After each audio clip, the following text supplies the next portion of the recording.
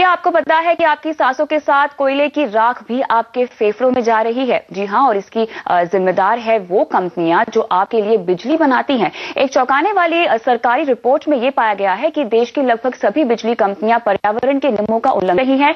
दादरी से ground report दे रही है हमारे संवाददाता रोहन सिंह।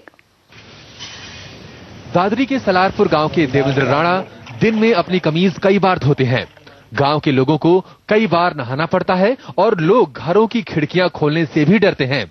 और तो और पशुओं को चारा भी धोकर दिया जाता है। ऐसा इसलिए है कि गांव की हवा में कोयले की राख बहुत ज्यादा घुली है। 3-4 महीने तो ये स्थिति होती है कि घरों में खाना तक नहीं बना पाते लोग। सांस की बहुत ज्यादा दिक्कत है। युवाओं को सांस की, जो 30-35 वर्ष के लोग हैं, उनको सांस की बहुत बड़ी दिक्कत हो गई है। सलारपुर से ठीक सटा है एनटीपीसी का दादरी प्लांट, जहां से पूरी दिल्ली को बिजली मिलती है।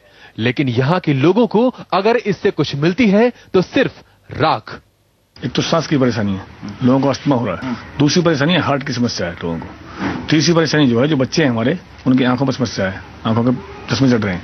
और सबसे बड़ी परेशानी एक है, इसकी वजह से पानी जो भूजल स्तर है वो दूषित हो रहा है। हम खेतों की तरफ काम करने जाते हैं या घूमने जाते हैं तो ऐसा लगता है जैसे हम कोयले की खान से निकल रहे हैं या कोयला घुस जा रहे हैं, और सांस लेना भी दूभर हो जाता है। कोयले से बिजली बनाने वाले हर प्लांट के किनारे आपको लाख टन राख के ये पहाड़ दिख जाएंगे। यही राख हवा के जरिए आसपास के गांव और शहरों में लोगों की सांसों में घुल जाती है। पर्यावरण मंत्रालय के नियम के मुताबिक कोयला आधारित सभी पावर प्लांट को अपनी पूरी राख का निपटारा करना होता है।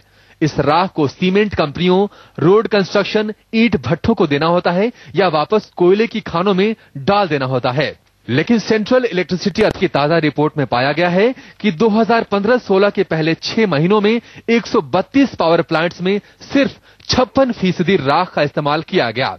इस दौरान बनी लगभग 37 मिलियन टन राख का कोई इस्तेमाल नहीं हुआ। देश की सबसे बड़ी बिजली कंपनी एनटीपीसी भी सिर्फ अपने 1/3 राख का इस्तेमाल कर पाई। यह राख इतनी ज्यादा है कि ये सिर्फ आसपास ही नहीं बल्कि देश की हवा को प्रदूषित कर रही है। इसके अंदर बहुत तरह के केमिकल्स होते हैं।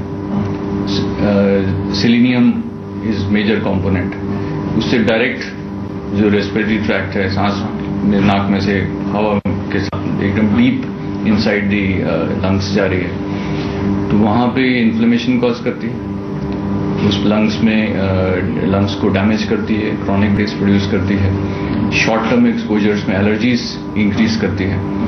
एंड सिर्फ लंग्स में इफेक्ट नहीं करती, वहां से एब्जॉर्ब होती है, हार्ट पे इफेक्ट होता है, तो हार्ट अटैक्स ज्यादा होते हैं। आईआईटी कानपुर की रिपोर्ट बताती है कि राजधानी दिल्ली की हवा में खतरनाक पदार्थ PM10 का 30% हिस्सा ये राख है। और ये तब जब खुद राजधानी के अंदर अभी कोयले का पावर प्लांट चालू नहीं है। नियम होने के बावजूद देश के तमाम कोल बेस्ड पावर प्लांट्स राख का सही इस्तेमाल करने के लक्ष्य को पूरा करने में विफल रहे हैं। गाड़ियों से होने वाले प्रदूषण को लेकर तो सरकार सख्त हो गई है, लेकिन प्रदूषण के खिलाफ जंग तब तक नहीं जीती जा सकती जब तक पावर कंपनियां हवा में राख के जहर को घोलती रहेंगी। रोहन सिंह, दादरी।